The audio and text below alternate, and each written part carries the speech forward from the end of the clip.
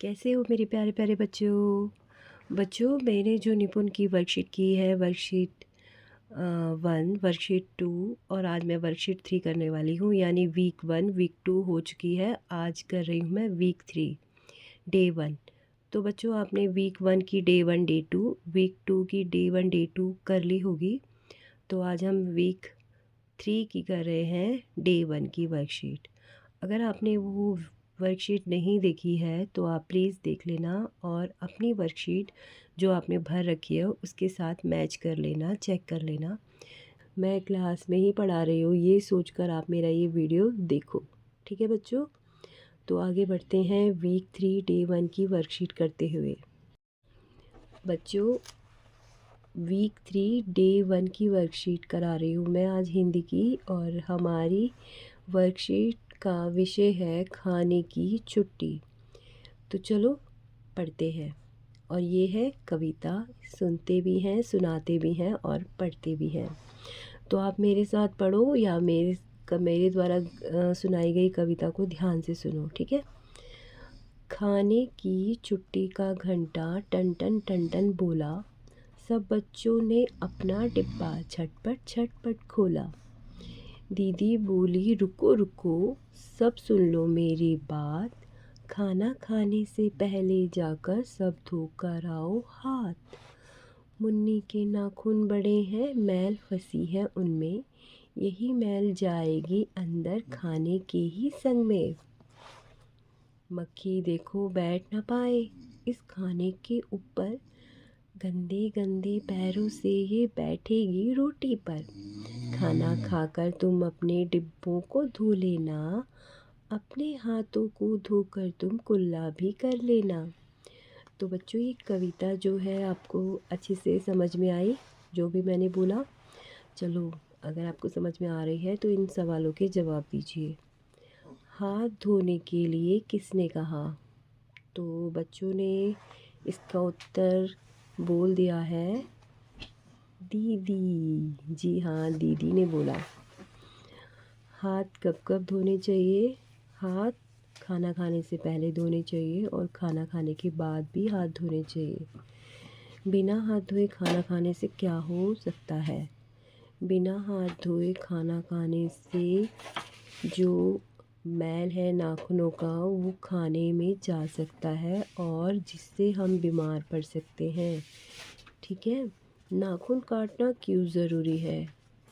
सही बात है, नाखून काटना इसलिए ज़रूरी है क्योंकि नाखूनों में मैल फंस जाता है और यही मैल खाने के द्वारा हमारे पेट में चला जाता है और हम बीमार भी पड़ सकते हैं, क्योंकि गंदगी के जो कीटाणु होते हैं वो हमारे शरीर में जाके बीमार कर देते हैं हम लोगों को। इसीलिए नाखून काटना बहुत ज़रूरी है। तो हाथ कब कब धोने चाहिए ये तो आपको पता ही है ना। हाथ देखो, खाना खाने से पहले धोने चाहिए, खाना खाने के बाद भी धोने चाहिए और टॉयलेट जाने के बाद भी हाथ धोने चाहिए। ठीक है। चलो अगला प्रश्न करते हैं। कविता में कुछ शब्दों के जोड़े आए हैं, जैसे रुको रुको। ऐसे और जोड़े कविता में से ढूंढ कर लिखिए। तो बच्चों, जोड़े का मतलब होता है पेयर। ठीक है। यानी कि आप दो सहेलियां एक साथ बैठे होते तो आपको जोड़ा भी कह सकते हैं, जोड़े। तो चलिए आगे देखते हैं सेम सेम शब्द कहाँ कहाँ हैं। ठीक है। तो सेम सेम जो होते हैं उन्हें जोड़ा कहते हैं। अब इन्होंने बोला है कि ये तो जोड़ा है ही, इसके अलावा इस कविता में और क्या है। तो देख लो बच्चों, टन टन टन टन,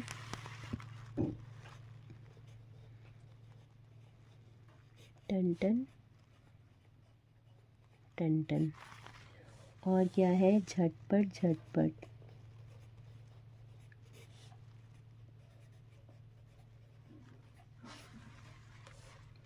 और क्या है? रुको रुको तो बोल ही दिया है। गंदे गंदे, एक ही शब्द दो बार आ रहा है ना, तो आपको यही लिखना है जोड़े जोड़े में। इसके बाद क्या आ रहा है?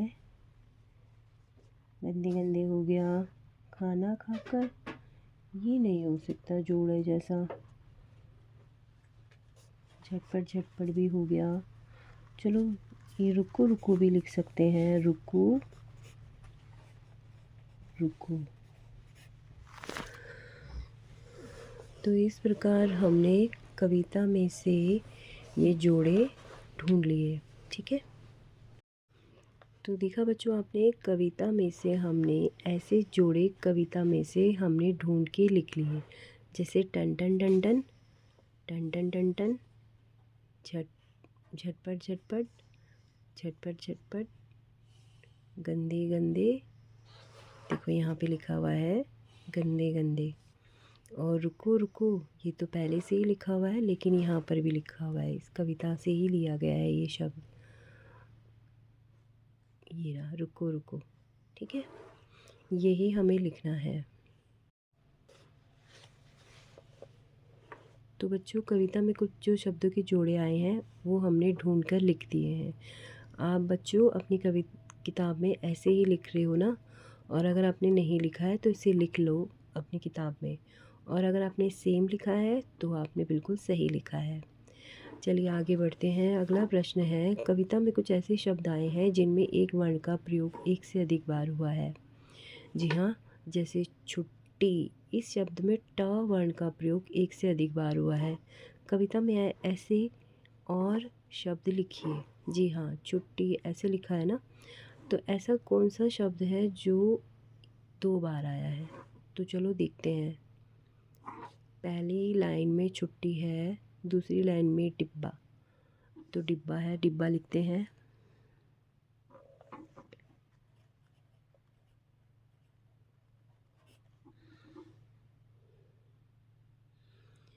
और डिब्बा लिख लिया हमने। अब देखो आगे क्या है, और कहाँ है कहाँ है कहाँ है कहाँ है, ढूंढो ढूंढो ढूंढो बच्चों, आप भी ढूंढो। वैसे तो ये मक्खी 2 शब्द है ना, तो इन्होंने बोला है एक वर्ण का प्रयोग एक से अधिक बार हुआ है, तो यानी एक ही वर्ण को हमें देखना है। ठीक है बच्चों, तो एक ही वर्ण को देखना है हमने। जैसे ये रहा कुल्ला, इसमें एक ही वर्ण है ना, 2 बार, एक आधा ला और पूरा ला, तो ये चल जाएगा। तो यहाँ पे हम लिखेंगे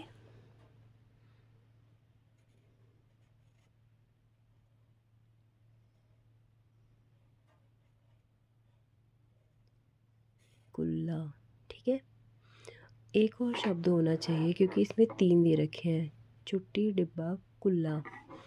आगे देखते हैं, मुन्नी। जी हाँ, मुन्नी ढूंढा, मुन्नी, ये रहा, तो मुन्नी हो गया। तो हमारे एक ही वर्ण 2 बार प्रयोग हो गए यहाँ पर। ठीक है, तो ये वाला हो चुका है। तो आप लोगों ने ऐसे ही लिखा है ना, और अगर आपने लिखा है तो बिल्कुल सही लिखा है। तो बच्चों इन्होंने ये बोला है कि जैसे शब्द आपने ऊपर बनाए, एक ही वर्ण को 2 बार लिखा, तो ये ऐसे ही और अपनी तरफ से बनाओ। ये तो आपने कविता में से देख के बनाया है, तो आप अपनी तरफ से बनाओ। ठीक है, एक वर्ण का प्रयोग एक से अधिक बार होता है। ऐसे बहुत सारे शब्द होते हैं जिनको, जो एक वर्ण होता है वो जब हम उसे बोलते हैं तो वो परफेक्ट नहीं बोल पाते उसको, तो इसीलिए 2 वर्ण की सहायता से हम उसे परफेक्टली बोल पाते हैं। ठीक है, तो इसीलिए 2 वर्ण का प्रयोग किया जाता है। फॉर एग्ज़ाम्पल जैसे कि बच्चा। अब देखो बच्चों, च और चा 2 बार ही इस्तेमाल हुआ है, तो आप ये सोच रहे होंगे कि अगर हम ये 2 बार क्यों इस्तेमाल करें, क्योंकि जो चा का उच्चारण है ना वो लंबा खींचना है। अब आप ये सोचो कि हमें क्यों खींचना है, तो सोचो बच्चों, अगर हमने बच्चा में चा 2 बार नहीं लिखा होता तो लिखा होता बचा, बचा, तो बच्चा लिखते हैं, या हमें बच्चा लिखना है, हमें बच्चा लिखना है, तो बच्चा बच्चा ऐसे लिखेंगे, और ये बच्चा जब बोलेंगे तो हमें बच्चा ही दिखाई देगा, और अगर हम बच्चा बोलेंगे तो हमें बच्चा नहीं समझ आएगा। ठीक है ना, तो बच्चा मतलब छोटा बच्चा, बेबी। अब इसके अलावा और कौन कौन से शब्द हो सकते हैं? जैसे यहाँ पे डिब्बा लिखा है, तो ऐसे कोई और शब्द बताइए। हाँ, जैसे कि कई बच्चे अपने घर में अब्बा बोलते हैं। ठीक है, तो अब्बा।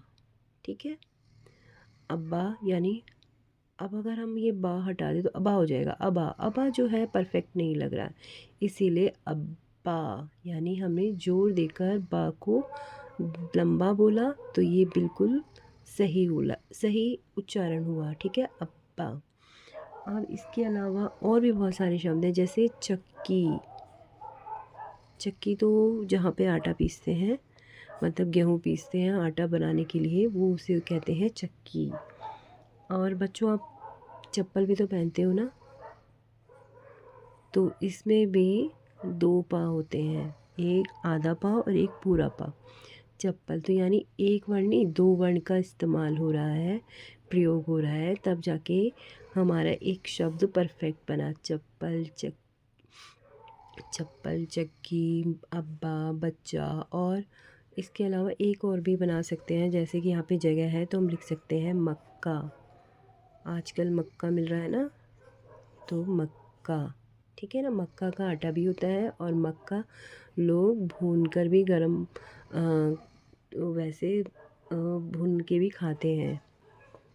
चेतन और देवेश मेले में गए। मेले में सबने रेल का खेल खेला। ऊपर लिखे वाक्य में एक ही मात्रा का कई बार प्रयोग हुआ है। आइए ऐसे कुछ और शब्दों का अभ्यास करते हैं। बच्चों, एक ही मात्रा जो होती है वो ऐसी होती है। ठीक है, ए। ठीक है, तो इस मात्रा का प्रयोग बहुत हो रहा है। ठीक है, चेतन और देवेश मेले में गए। सब में एक ही मात्रा है। मेले में, इसमें भी एक ही मात्रा है। सब ने एक ही मात्रा। रेल का खेल खेला, तो सब में एक ही मात्रा है। ठीक है, तो इन्होंने बोला है आइए ऐसे कुछ और शब्दों का अभ्यास करते हैं। चलो एक ही मात्रा का अभ्यास करते हैं। जिन वर्णों के नीचे रेखा है उन पर एक ही मात्रा ऐसे लगाकर उन्हें बोलकर पढ़िए और लिखिए। चलो करते हैं। जैसे इसमें क में रेखा खींची है यानी लाइन खींची है, तो इसमें हमें एक ही मात्रा लगानी है। तो हम इसमें एक ही मात्रा लगाते तो क्या बना? केला। अब हमें इसमें एक ही मात्रा लगानी है तो क्या बना? मेला। इसमें हमें एक ही मात्रा लगानी है, बेर। इसमें हमें एक ही मात्रा लगानी है तो क्या बना? ढेर। ढ से ढेर।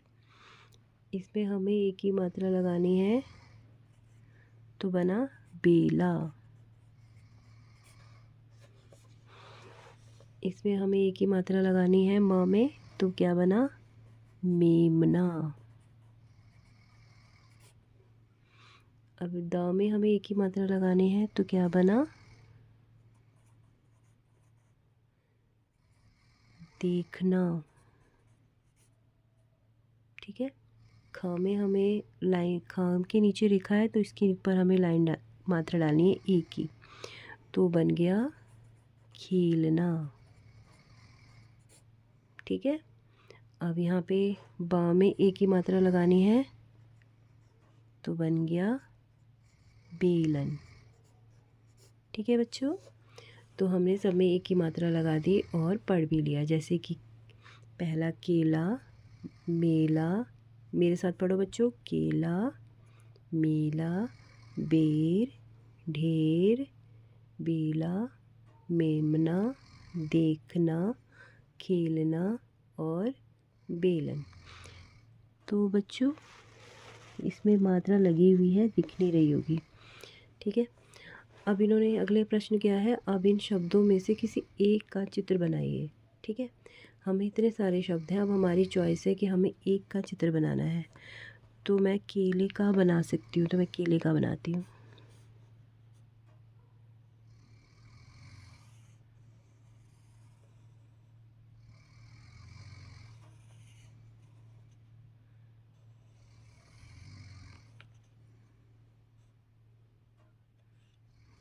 और भी केले बना सकती हूँ। ठीक है, तो मेरा बन गया केला। यहाँ पे लिखती हूँ मैं केला। ठीक है, आप अपने हिसाब से आपको जो सही लगता है आप इसमें से देखकर बना सकते हैं। तो इसमें लिखा हुआ है कि आपको चित्र बनाना है, तो आपको चित्र बनाना ड्रॉ करना पड़ेगा। ठीक है बच्चों, तो मैंने बनाया है केला।